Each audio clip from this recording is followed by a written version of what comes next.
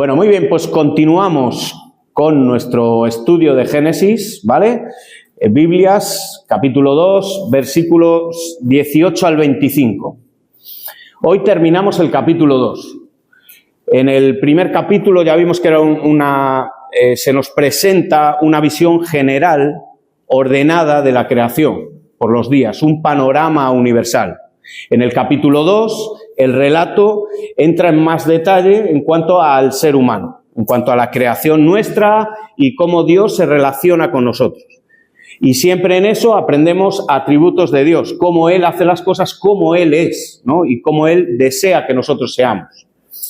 Vemos también que en el capítulo 2 se habla de la relación de Dios y cómo crea a Adán, cómo crea un lugar especial para el hombre, el Edén, y cómo crea el trabajo, nos crea con vida, con alma, con espíritu, con inteligencia, con capacidades, a su imagen y semejanza. Y hoy vamos a terminar el capítulo 2, donde terminaremos su creación. Vamos allá, versículo 18. Y dijo Jehová, Dios, no es bueno que el hombre esté solo, le haré ayuda idónea para él. No es bueno. Esto nos choca porque en todos los días de la creación hemos ido viendo cómo vio Dios que era bueno, y vio Dios que era bueno. Sin embargo, aquí dice no es bueno. Esto no quiere decir que Dios vaya improvisando, sino que en la narrativa, que Génesis es narrativa, se usan figuras para que entendamos y pensemos cuál es el propósito y la enseñanza para nosotros. Así que Dios lo que dice es que no es bueno que esté solo. En el día sexto, en el capítulo 1:27, dice que creó Dios al hombre a su imagen, a imagen de Dios lo creó, varón y hembra los creó. Así que aquí vamos a entrar en los detalles de ese día sexto. A imagen y semejanza, con capacidad de gobernar a ambos, con capacidad de organizar, de razonar, de sentir, te dio conciencia.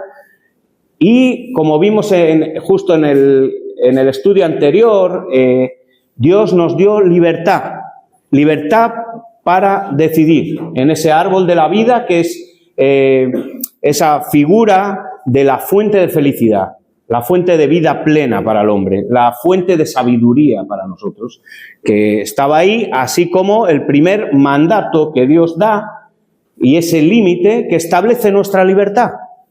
Así que en esa libertad, ese árbol del conocimiento del bien y del mal, lo que hace es poner unos límites para probar la obediencia y la fe en Dios.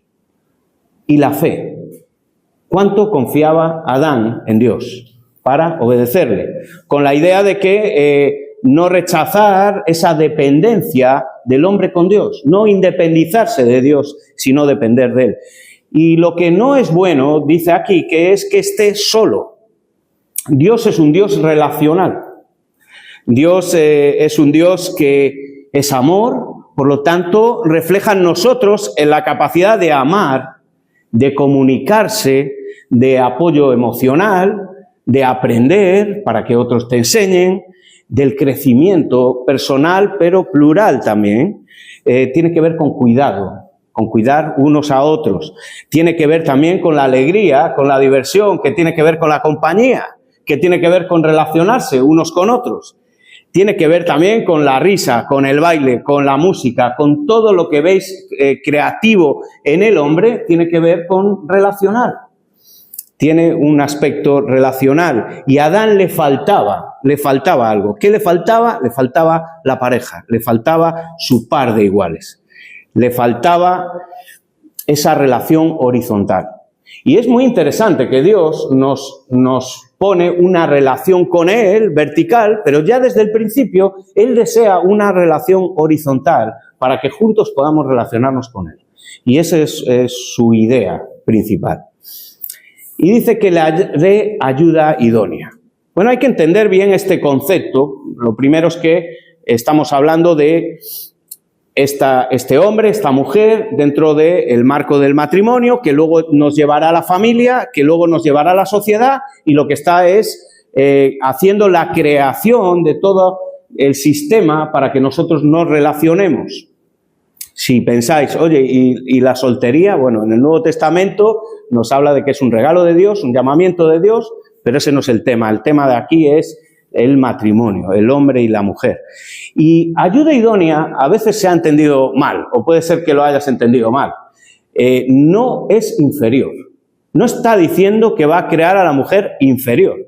No define además el propósito de la creación de Eva en que sea ayuda idónea, sino lo que está haciendo es definir la complementación de la mujer con el hombre en esa ayuda idónea y lo que le falta a Adán y lo que le falta a Eva, para que sean una sola carne. No le pone una sirvienta, no es una empleada del hombre, no es una herramienta. ¿Y cuántas veces se nos ha dicho que Dios es machista, que los cristianos somos machistas? Y para nada. Vamos a verlo hoy cómo es Dios y cuál fue su deseo a la hora de crear a Eva. El propósito, además, cuando dice una sola carne, que sea una sola carne, lo vamos a ver ahora, está hablando de unidad, de la misma imagen, de capacidades juntos, de los mismos derechos, del mismo propósito, de fructificad y multiplicaos. En el capítulo 1, versículo 28, nos habla de ese propósito conjunto del hombre y de la mujer. Me gusta como dice, por ejemplo, es la ayuda apropiada para Adán. En la Pesita nos dice adecuada. En la Biblia de Jerusalén dice correspondiente. En la Biblia de las Américas complementaria. Es la pieza perfecta, diferente de Adán, pero para trabajar juntos y de la misma esencia. Es una ayuda recíproca, además. No es que la mujer sea la ayuda del hombre y el hombre no sea la ayuda de la mujer. Eso no es lo que está diciendo. Está hablando de una sola carne. Y bajo ese propósito de hombre y mujer es el propósito de Dios para el matrimonio. Distinta naturaleza, unidos en amor y en propósito. Para ser cónyuges, que es atado, unido. Iguales en esencia, diferentes en diseño. Así que, ¿cómo lo hizo Dios? Versículo 18, ahí vemos la idea de complementación gráficamente. Versículo 19, Jehová Dios formó pues de la tierra toda bestia del campo, toda ave de los cielos, y las trajo a Adán para que viese cómo las había de llamar. Y todo lo que Adán llamó a los animales vivientes, ese es su nombre. Vemos que formó de la tierra a los animales. El Señor forma de la tierra. Y eso es importante, quedaros, porque vamos a ver la diferencia que vemos del origen de los animales, de Adán, del polvo de la tierra, lo creó, y vamos a ver luego cómo crea a la mujer y trajo a Adán. Adán no es un mito, no es una figura. Adán es una persona, es un hombre que está allí creado. ¿Vale? Es importante decirlo porque a veces con el Génesis, pues ya se nos ha dicho los hermanos en anteriores estudios, ¿verdad? El peligro que hay de interpretar alegóricamente la palabra. Y dice que las trajo Adán para que los nombrase. Bueno, para nosotros puede ser que eso no tenga mucho significado. Dice, bueno, ponle nombre a los animales, pero esto en el hebreo tiene una importancia grande. Le está dando... expresa dominio, expresa esa capacidad para que Adán vaya y nombre a los animales. Le da ese liderazgo. Y ya aprendemos algo de aquí. Dios delega a los demás. Dios trabaja en equipo. Delega a Adán algo que él podía haber hecho y podía habérselo entregado. Pero siempre tiene un propósito. Y Adán no halló, versículo 20, ayuda idónea para él. No encontró. Él fue león, leona, gorila, tal, todos los animales, macho y hembra, pero él no encuentra su mitad. Y lo que está haciendo Dios aquí es preparando a Adán para recibir a Eva y ver el porqué de la creación de la mujer, de su par, que juntos van a ser uno. Y también le hace le hace pensar acerca de la necesidad y de lo que le falta y de verse incompleto.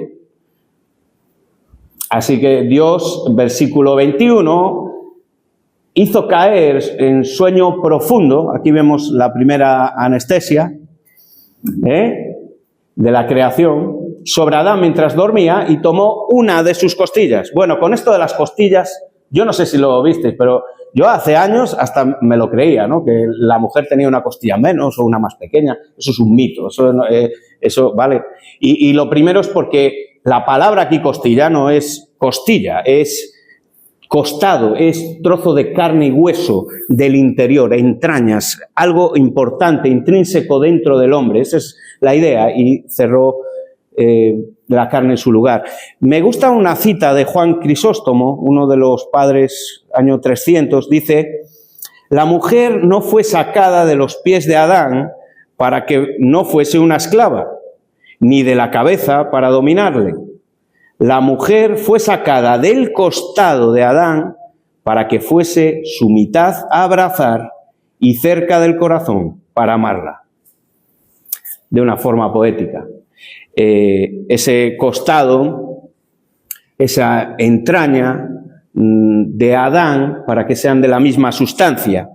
Hay un filósofo cristiano, Francis Schaeffer, que habla acerca también de un paralelismo que tiene esto, ¿no? Y una idea global que es muy interesante. Dice: la creación de la mujer a partir del hombre tiene una importancia filosófica definida, ya que significa que la humanidad es realmente una unidad global. Eso refuerza el concepto cristiano de la unidad del género humano. Y luego lo vemos representado en la idea de la Iglesia, en el Nuevo Pacto, en Efesios 4, un solo cuerpo, la Iglesia, esa unidad. Hay un libro que, hace años, es del 92, que dice: los hombres son de Marte y las mujeres son de Venus, ¿no? Donde habla de las diferentes, cómo somos diferentes, ¿no? Dentro de las mismas capacidades, pero diferente forma, ¿no? Y bueno, cómo pensamos, emociones y ciertas diferencias, ¿no? Y hace ahí pues un relato no científico, un relato ahí novelístico y con ciertas cuestiones interesantes. Pero la verdad es que a finales de 1800 se descubre la cadena de ADN, 1869, aunque luego se definiría su cantidad y todo en 1953. Y en el 56 se terminaría de definir que son 23 pares de ADN. 23 pares que compartimos hombres y mujeres, donde los 22 son iguales y el último lleva cromosomas diferentes. Donde tiene XX o XY. Donde está el hombre, donde está la mujer. Con el mismo ADN, la misma costilla. Así que avanzamos al versículo 22 y dice que esa costilla, Jehová Dios tomó del hombre, hizo una mujer. Me encanta cómo lo expresa, porque a veces hay la concepción de que con lo que le sobró de hacer a Adán, crea a Eva. No, hizo a la mujer. Él tomó otra esencia, una esencia de la misma esencia que Adán, pero creó algo diferente y único. Y ahí vemos cómo Dios da identidad a la mujer, da una forma única a la mujer. Vemos cómo la hace diferente, cómo da comienzo a la humanidad con la mujer. Vemos que Adán es tomado del polvo de la tierra, capítulo 2, versículo 7, con el mismo concepto, y Eva, creada de Adán, tiene la misma esencia que el hombre. Sin embargo, es un regalo de Dios al hombre en cuanto a que está implícito el que fue creada para ser complementario al hombre, para darle lo que le falta al hombre. Está implícito también que Dios da a Adán cierta responsabilidad de cuidar, de amar, de suplir a lo que Dios le ha dado. Y dentro del matrimonio vemos que hombre y mujer, aunque somos exactamente iguales en capacidades y en todo esto que hemos dicho, es esa unidad complementaria de dos diferentes. Somos diferentes, hombre y mujer, pero somos complementarios y formamos una unidad en el matrimonio. Así que la mujer la hizo Dios, hizo una mujer. La mujer es única, especial, tiene una expresión de belleza femenina, del género femenino, diferente que el hombre. No es un Adán 2.0, es una creación única, perfecta, que hizo Dios, exclusiva. Y fijaros la reacción, versículo 23, fijaros la reacción de Adán. En muchas versiones, aunque es narrativa, Génesis, en muchas versiones lo pone entre exclamaciones. Y es, sí, ¿ves? Bien, sí, lo pone. ¿Por qué? Porque aunque es narrativa, es una expresión poética, ¿vale? Y tiene un contenido interior de expresar una gratitud al Señor y una alegría muy grande de ver que Adán ya encontró su par y Dios fue el que lo trajo al hombre. Es Dios quien da al hombre. Así que reconoce que es su mitad perfecta, que eran unos en esa relación que hablamos complementaria. Dios lo crea así, con ese propósito, recordando, sois uno, del hueso de mis huesos, carne de mis carnes, será llamado varona, Isa, y porque del varón is, de la misma raíz. Así que aquí Dios crea dos géneros. Y hay dos géneros biológicos y el matrimonio es el matrimonio de un hombre y de una mujer. Ese es el plan de Dios. Recordemos que estamos, capítulo 2, antes del pecado, ¿vale? Eso no nos vamos a adelantar. Este es el plan perfecto de Dios. Y el patrón bíblico que vemos es la unidad del matrimonio de dos personas de diferente sexo monógamo. Y nosotros como iglesia lo tenemos en los estatutos, en el 20, 21, los artículos 20, 21 y 22 de nuestra confesión de fe, hablamos de eso, del género, del matrimonio y de la familia. Y ahora que tenemos ahí el matrimonio, Dios dice, por tanto, versículo 24, por tanto dejará el hombre a su padre y a su madre y se unirá a su mujer y serán una sola carne. Así que tenemos el matrimonio como base y vínculo unitario de la familia con el propósito. Y el propósito nos lo dice en el capítulo 1, versículo 28. Y los bendijo Dios y les dijo, fructificad y multiplicaos, desarrollaros, producir y multiplicarse, reproduciros, tener hijos, tener familia. Ese es el plan de Dios. El matrimonio forma, además, una unidad independiente, separada de sus padres, de unos, y de los padres de otros. Esto no significa abandonar a tus padres. Esto significa separarse para tener una familia propia. Es muy importante entenderlo, tanto como hombres y mujeres que nos casamos, como para los padres y madres que guarden esa distancia con una familia que se crea nueva. Esos roles diferentes que luego en el Nuevo Testamento vemos son exclusivos para el matrimonio y para la iglesia. No hay otro entorno. Por ser hombre o mujer, un hombre que no tenga ese vínculo del matrimonio no tiene ninguna relación, digamos, con el hombre, ni es diferente, ni tiene que comunicarse. La Biblia jamás nos habla de eso, solamente habla de roles diferentes, complementarios en el matrimonio y en la iglesia. Pero eso está en Efesios 5, 1 Pedro 3, Colosenses 3. Jesús amplía este texto, os acordáis, ¿verdad? Mateo 19, 6, cuando le quieren tentar acerca del divorcio, él dice, y serán una sola carne, y él amplía y nos da la idea de qué debemos hacer como matrimonios cristianos. Lo que Dios juntó, no lo separe el hombre. Serán una sola carne. También en Efesios 5 se nos habla de esa unidad y del peligro de la ruptura para un matrimonio cristiano. Y es que en realidad el matrimonio cristiano son dos pecadores que nos unimos, que tienes que negarte a ti mismo para buscar esa complementación de hombre y mujer. Y nos dice que en versículo 25, y vamos a terminar con este versículo, nos dice que estaban desnudos. Bueno, esto lo vemos físicamente, ¿no? Esa intimidad física, pero va más allá. En este antes de la caída, en este momento en el que están creados. Está hablando de que no tienen nada que ocultar. Nada que ocultar no solo físico, sino mental, y de eso va el matrimonio, ¿no? De tener esa intimidad donde podamos estar desnudos uno frente al otro, no solo físicamente, sino de nuestra vida, de nuestras emociones, de complementarnos, de tener esa persona que te puede ver desnudo, cómo piensas, cómo sientes.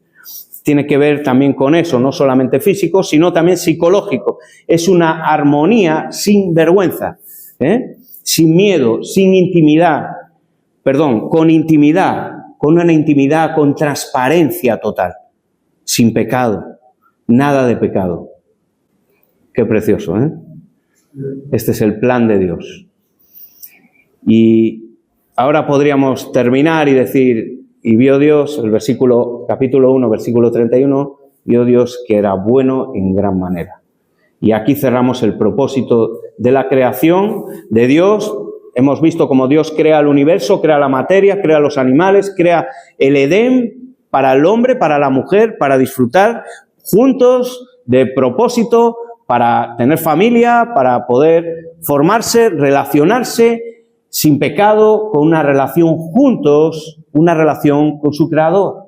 Juntos disfrutando también de la relación con Dios. Dios crea esa humanidad relacional, Eva es entregada a Adán, aparece el matrimonio y ambos diferentes son uno y se complementan juntos para el mismo propósito.